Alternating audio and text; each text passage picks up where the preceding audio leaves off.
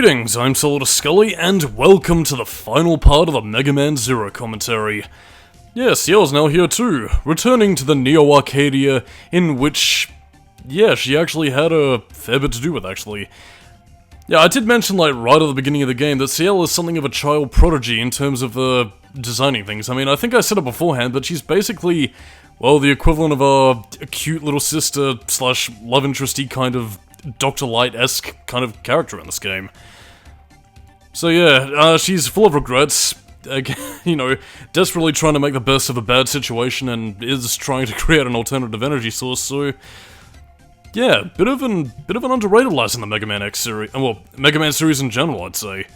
I don't really hear too much about Ciel, like, I mean, when it comes to, like, tragic ladies in the Mega Man series, it's either, you know, you either get people talking about, you know, Iris or Roll or whatever, but, you know, never Ciel, and that kind of disappoints me. But in any case, this is pretty much the home stretch. And, as you could no doubt tell, yeah, can't stay too far away from Mega Man tradition, so yeah, as we go past the control room, we soon enter the boss rush. Now, again, I don't find it quite as offensive as the whole disappearing blocks thing still coming back, because, I mean, a boss rush is pretty much meant to be the endurance mode, you know, you test your skills, you use your required knowledge, and this time you do have the weapons to take them down, so it's about, you know, do you remember what weaknesses they have? Well, let's put your skills to the test, so there is some merit in having these bosses make a reappearance, but yeah, for the sake of shortening things down, I'm only showing off the boss fights against the 4 Guardians, because, yeah, as you can tell right here, beat Beef Stroganoff once, you've pretty much beaten him all the time, so yeah, defeat him, you get a little health bonus to pretty much, you know, give you a little bit something extra to hold on to the fight with, and yeah, that's pretty much it. So, yeah, we're gonna go back, destroy Ganesha over here, and yeah, pretty much just sort of move on to our next boss rush against the, well, 4 Guardians. So yeah, I suppose in the meantime, since I don't really have much else to say, yeah, I guess I might as well talk a little bit more about Ciel's role in terms of, you know, what exactly she's been doing, because, yeah, where did Copy X come from, and why does he even exist to begin with? Well, the part of the reason why Mega Man X himself is just sort of in his little astral form is explained in Mega Man Zero 2, but in the meantime, however, yeah, extended universe material, and I suppose stuff that you sort of have to go out of your way to look for and read between the lines in with dialogue from this game is that, yeah, Ciel is only a teenager, obviously, and she programmed Copy X as, you know, a child prodigy. I'm guessing that, you know, she had a lot of knowledge to pull from Neo Arcadia's, you know, libraries and scientific breakthroughs, but yeah, it might go out of its way to sort of explain where Copy X differs from, well, regular Mega Man X, because you won't be seeing it until he actually shows up in the game, and I'll probably point it out a little bit more there, but yeah, needless to say that Copy X has a very simplistic outlook on Mavericks, and by proxy, I'm guessing what a lot of Ciel's ideas would have been back in the day, you know, in the sense that she would have had a very childlike, you know, viewpoint on, you know, good and evil, people's motivations, what goes on, all that kind of thing. So yeah, part of the reason why, you know, Copy X was so fucking gung-ho on exterminating any robots that showed signs of deviation is partially because of, well, what I imagine was Ciel's worldview growing up before she came to understand that Reploids are pretty much living beings and as such, well, are prone to making their own thoughts, feelings, and decisions. So yeah, deviancy. It's fantastic. But anyway, we now have our final battle against Fafnir here. Same sort of pattern as before, although except this time around, we pretty much know his weakness, and yeah, we get to enjoy the character. And I mean, since this is the final part, I might as well talk about what they represent for personalities of, at least facets of the original Mega Man X's personality. Like, I mean, again, you see a lot of the aggression that Mega Man X had, particularly towards the end of his life, and well as towards what he had towards, you know, a lot of people who were perverting the peace, and basically forcing circumstances where people of war would start to rage against them. When X got serious, well, yeah, he's a formidable foe, and that sort of tenacity, I feel, is what Fafnir seems to embody the most. So, yeah, while he might seem like a bit gung-ho and bloodthirsty, yeah, that's what happens when you just concentrate one essence of somebody's personality into a character. But don't worry, ugh, no, his leg's gone gimpy. He'll see you later, Zero. I don't know why I'm turning him Scottish. Yeah, but anyway, let's see what numero 2 is doing, and it's Hapuya. Yes, indeed. Now, this pretty much yeah, this is pretty much reflecting Mega Man X's, you know, his diligence towards duty, his adherence to the command structure. So yeah, he's basically the, you know, does his homework and is in bed by 6 like the little nerd that Hapuyo is. Obviously, in terms of abilities, he's basically, well... yeah, he's not really much in terms of combat, really. I mean, I suppose the idea is that he's meant to be sort of nimble on his feet with, you know, precision strikes or whatever, but... yeah, I mean, as you can see, we didn't have the ice chip before, but we now have his weakness, so now he goes down even faster than, well, a cat when you're about to give them a pet, and they do a little flop. And I'm totally not saying this because I see my cat's just being a cute little flopper, just going, meow, give me cuddles and pets, human. Oh. Oh, don't worry, Hapuyo, you have your own penis pole? Well, let us show you some penis pole envy as Zero charges up his penis pole and does his little baton twirling technique. And yeah, like, I mean, I think maybe if you can time your hits just right when Hapuyo's diving down, you can use the penis pole's twirl ability to quite a useful degree to get a bit of extra damage on him, but yeah. I don't know, for me, nothing still beats the Buster and Z-Saber combo. So, who is gonna be next? And I do hope I chose the right one here, because, yeah, the final of our 4 Guardians is gonna, well, yeah. Oh, good, I chose the right one. So, yeah, Fairy Leviathan. My favourite of the 4 Guardians, you know, she's cute, very playful, and, also quite dangerous, and with a lot of great attack patterns, as I mentioned beforehand, so, yeah. Bust out the fire damage in order to take her down, and, yeah, part of the reason why I was saving Phantom for last is because, well... we'll get to that when we finally face off against him, but in the meantime... okay, I guess I do owe Fairy Leviathan a fair fight, so don't worry. I'll give her the battle that she's been looking for. I mean, after all, we're not gonna go easy on her just because she's a woman, tee-hee. So, yeah, we'll just use the shield boomerang and make things a bit more of a challenge for ourselves. You know, just so she can feel the flair of victory. I mean, yeah, you can technically use the Z-Saber and indeed the shield boomerang to destroy a lot of those ice, spikes that, you know, she summons, so... I guess that is a potentially useful ability, but, yeah, the fact that the shield boomerang kind of goes in and like, you either need to position yourself correctly, or, well, just stick to using the Z-Saber, because the Z-Saber does have additional, well, cutting functionality to get rid of those ice particles, so, yeah, at your own discretion. Come on. Go! Yeah, this is literally just a battle in which I'm trying to use the shield boomerang. I mean, if there's like any other Mega Man Zero aficionados who do know an adequate strategy for this for the shield boomerang, do let me know, because I mean, I don't think I showed it off in a lot of good justice as I could here, but then again, I don't really know of a lot of good strategies where you could really make the best out of it. I mean, maybe apart from those two like, I mean, those 2 jetpack boss fight goons that you fight earlier on in Neo Arcadia, maybe that's one thing, but apart from that, its functionality to me just seems very limited. Yes, I see Fairy Leviathan raided her dad's weapon closet and now has Horming Torpedo. Which, wasn't that... who did you get that from? Was it Lunch Octopus, or... fuck it, I don't remember. All I remember was funny gags like Shotgun Ice and Horming Torpedo. Come on, get your shine on. We're not gonna go easy on you because you're a woman, but you do need to be destroyed eventually. As is the fate of everything that succumbs to entropy. There we go. Puff, puff. I need a cigarette after all that fighting, tee-hee. Yeah, but anyway, I suppose Fairy Leviathan also represents X's innocence. You know, the desire of him just to be playful and live a fun existence. Although, of course, I'm assuming that childlike personality in terms of designing Fairy Leviathan for combat capabilities probably meant that she was more, well, kind of similar to Fafnir in that she's gung-ho about violence, but at the same time also kind of not really knowing any better. I guess kind of intentionally so, given that X, well, Copy X at least, probably wouldn't want her to, you know, stray from the ideals and turn maverick, otherwise it's retirement time for her. But in any case, this is Phantom. Yeah, he's... again, he's very much the judgmental kind of guy. You know, it's very black or white morality, which I guess was what the Maverick Hunters, you know, back during the Sigma hunting days were pretty much meant to represent, and this is also going to be the last time we see Phantom, because, yeah, he canonically dies at this point and will never be seen in the series again. And I suppose his adherence to that very black and white morality, his complete dedication to Master X is basically all that kept him going, so even at the cost of his very life, he pretty much sacrifices himself for what he believes is the greater good. Kind of a shame, really. I mean, I quite like Phantom as a boss fight, he's quite enjoyable, and yeah, I guess this was pretty much the last vestige of, you know, the old days of hunting Mavericks gone to waste. Yeah, this is also trying to figure out his weakness, which I believe is fire? It is not. I have been lied to. I guess maybe it's nothing, or we're just meant to attack him with a Z-Saber, which I believe might be his weakness, but I don't know.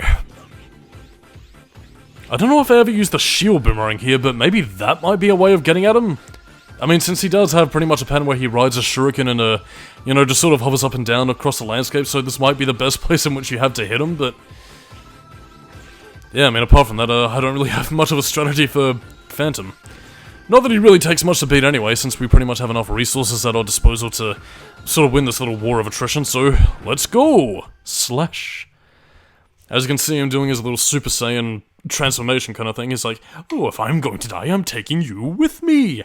For Master X, Ginyarg! Explode, and for those of you worried, no, he doesn't have this whole little, like, you know, self-destruct attack that takes off a bit of your health with you. Oh no, wait, maybe he does, because he did a bit of damage there. Whatever, we got sub-tanks, we get a little health pickup here, so, yeah, maybe it was more just for show, if anything else, but, yeah, farewell, Phantom. And they don't actually get any Guardians to, replace any of the ones that fall either, so, yeah, these Guardians were one of a kind, and I suppose the fact that they didn't have the original Mega Man X to really copy data from, and, well, in future games, neither would they have any of the data from Copy X, which would basically be, well, I mean, for those of you that know the degradation of genetic material, if you don't have a diverse gene pool to, well, pull from, yeah, copies of a copy basically may lead to, well, degradations with each new clone. That's bad, right? Well, only if we want to continue our genetic legacy through cloning. Of course it's bad. No way with you. X-drones that are just there to get in our way. Peons! Mere ants in the presence of the legendary Reploid Zero. So, here we go. We're finally ready to take on Master X in the flesh. Stop! I won't allow you to proceed anymore. Give up now, whoopee. But yeah, they're a bit too injured and too tired for combat, and what is this? It is X.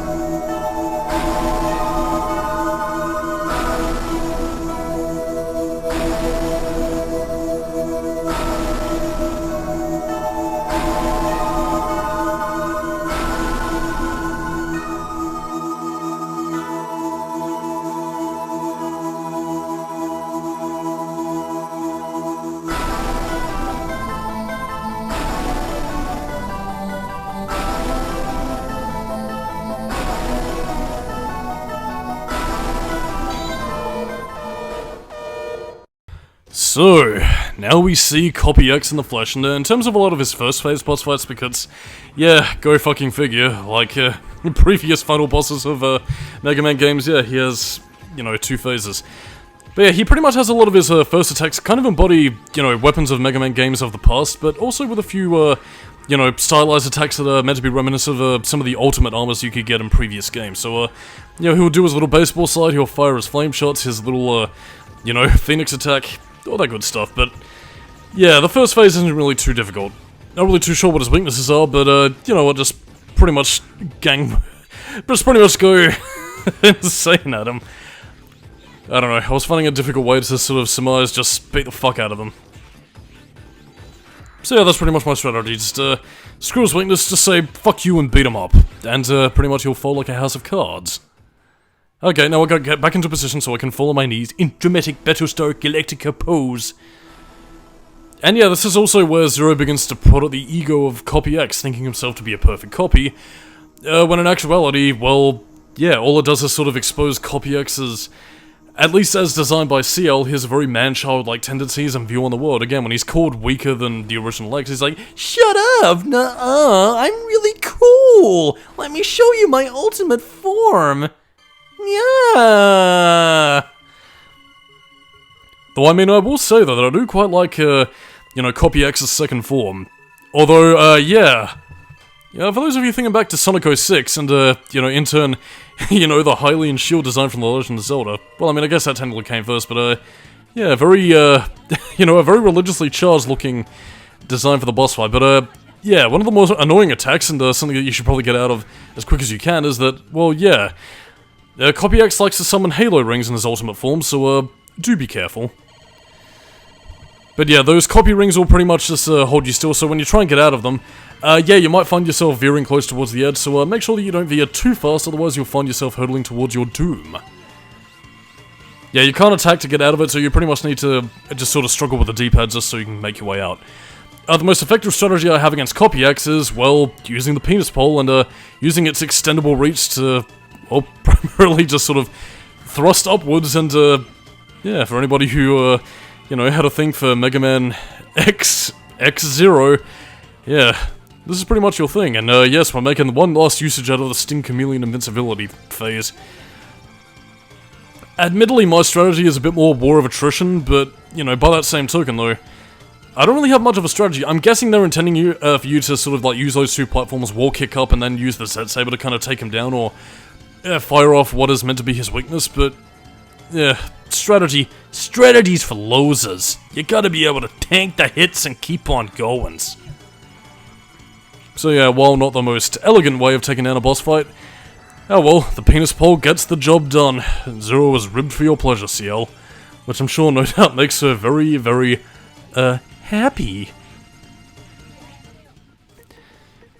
But yeah, I will say this final part of the game does actually get quite intense. It's, yeah, see, I'm even using a cyber elf, that's how intense things are, to restore my health.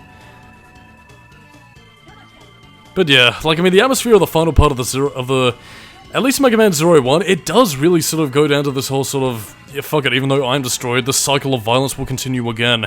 There's nothing you can do to stop humans living in peace and Reploids being destroyed. And again, it's quite grim about going on this you know, this endless fighting between robots and humans, which, yeah, just see for yourself.